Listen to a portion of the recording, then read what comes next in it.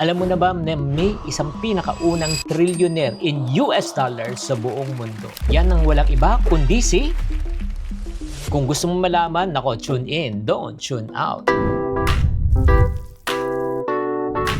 Hi there, this is Kita, yung pambansang wealth coach. Ngayon, pag-usapan natin ang pinakamayaman na tao sa kasaysayan ng mundo na siya ang pinakaunang trilyonaryo sa buong mundo. Ipanangalan na lang natin ng Elon Musk. Pero ito yung makakapagtaka ka. Alam mo, kahit na may 1 trillion siya, wala naman talaga sa laman ng pitaka niya. Kaya ang tanong, saan napunta ang kanyang 1 trillion US dollars at anong leksyon na matutunan po natin para tayo po ay maging katulad niya? Ngayon, isipin mo to kung ilalagay po natin ang 1 trillion sa mga maleta na ginagamit ng mga politiko, kailangan po natin ng 1.75 million na maleta. Oo, in US dollars para magkasya ang lahat. Kaya kung empleyado ka sa Metro Manila na kumikita ka ng minimum wage, kailangan mo na magtrabaho ng 238 million years. Walang day off, walang holiday para makapag-ipon ng 1 trillion. At kung may pera ka na ganun kalaki, makakapagpatayo ka ng 7,700 na Philippine Arenas. Yan po ang yaman ng walang iba kundi si Elon Musk. Pero hindi to nangyari dahil sa isang ordinaryong negosyo. Alam mo, si Elon Musk ay marami pong negosyo. Meron siyang Tesla, electric cars, batteries, robotics, SpaceX, rocket, satellites,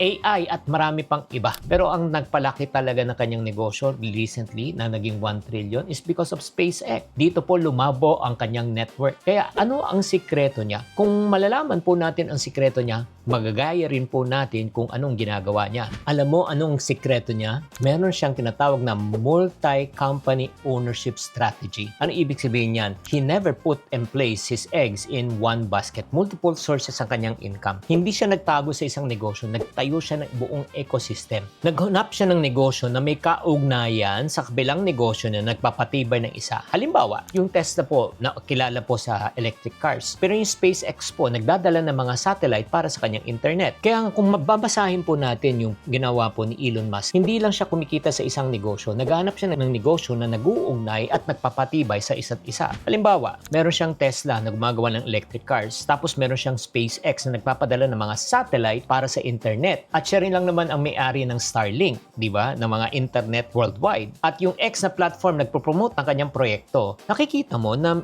one business is trying to support one another. Ang resulta, hindi lang siya yumaman sa isa. Yumaman siya sa lahat ng mga bagay na kung nag-create siya ng ecosystem na interconnected with one another. Kaya nga, kailangan kung ikaw naghahanap ka ng negosyo, sana naman yung unang negosyo mo ay dapat konektado sa pangalawang negosyo para suportahan yung ecosystem. Ganun din po ang ginawa ni Ginoong Henry C. sa SM. Yun din po ang exactly business model niya. Nag-start siya sa mga mall. Pagkatapos ng mall, naisip po niya na magtayo ng supermarket. Nung dumami na kanyang supermarket at magkaroon na siya ng cash flow, ang ginawa po niya, nagtayo na siya ng bangko para yung pera i-deposito na lang sa loob ng mall, hindi na kailangan ilabas. At hindi lang yan. Nung dumami na kanyang mall, anong next na ginawa niya? Nagtayo na po siya ng mga real estate company to support the mall na tinatayo niya. Kung makikita mo, lahat ng negosyo ni Ginoong Henry C. ay interconnected or tinatawag nating business ecosystem. Kaya tanungin mo sarili mo, ano yung pwedeng ecosystem na i-create mo from one small business to the other? Pangalawa, ang kanyang yaman ay hindi na sa cash. Yun nga sinasabi natin, wala sa pera, wala sa cash, nasa shares. Maraming nagsasabi na si Elon daw ay trillionaire. Totoo, pero hindi po sa cash. Ang yaman niya ay nasa shares. Ang ibig sabihin po, pag-aari po siya ng mga kumpanya. Parang may isa siyang sari-sari store, 50% pag-aari niya. At kung sasabihin natin, worth 1 million pesos ang sari-sari stores, worth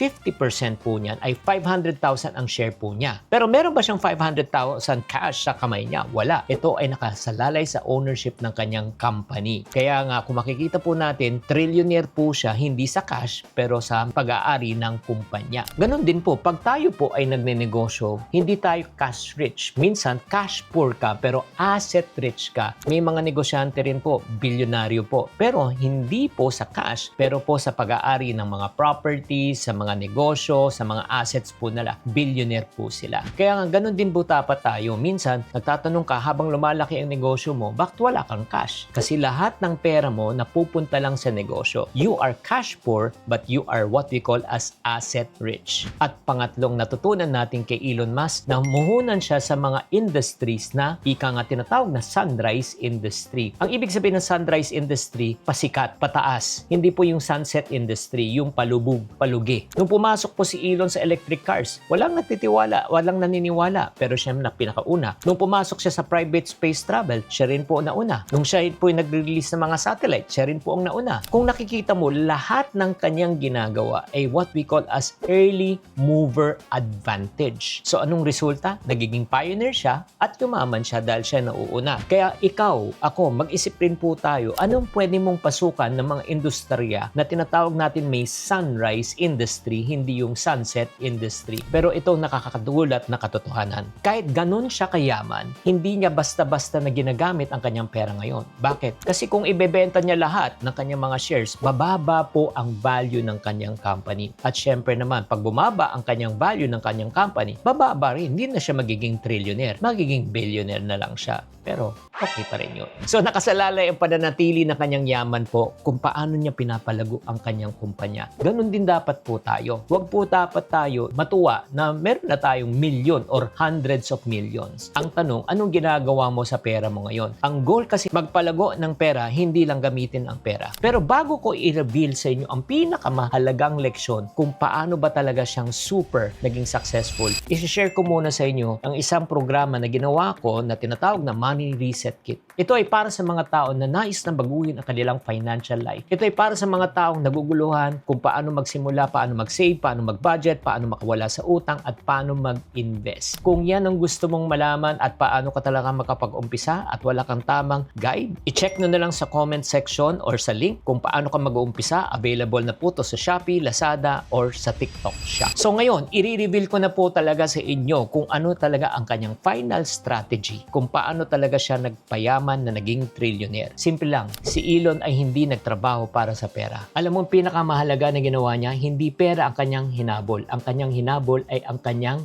vision. At ang vision niya ay maging unang trilyonaryo. Pag-aari na maraming kumpanya na siya ang mauuna. Kaya nga very important po, ang tawag po niyan ay visionary. Mas maganda pag ikaw may ginagawa ka, dapat mauna ka sa mga ginagawa ng mga ibang competition mo. At pangalawa, ang investment niya sa kanyang sarili. Ini-investan niya para matuto po siya, pinag-aaralan niya kung ano yung mga trend. At pangatlong, kanyang sikreto, pag siya ay kumita, nilalagay niya ulit sa kumpanya, binabalik niya sa negosyo para mas magkaroon siya ng maraming asset. Ngayon, ang tanong ko, ano ang natutunan mo sa diskarte po ni Elon Musk na pwede mong gamitin din sa iyong negosyo at sa iyong kumpanya? Alam mo, pagpapatunay, ang tamang sistema at pag-iisip ang nagbubukas na walang hanggang oportunidad. At malay mo, baka ikaw na susunod na maging millionaire, or if not naman, billionaire, or ikaw magiging unang Pinoy na magiging trillionaire. Yan ba ang gusto mo? Kung yan ang gusto mo, huwag mong kalimutan na mag-subscribe sa channel na ito. Chinky Tan, with over 6 million Facebook followers,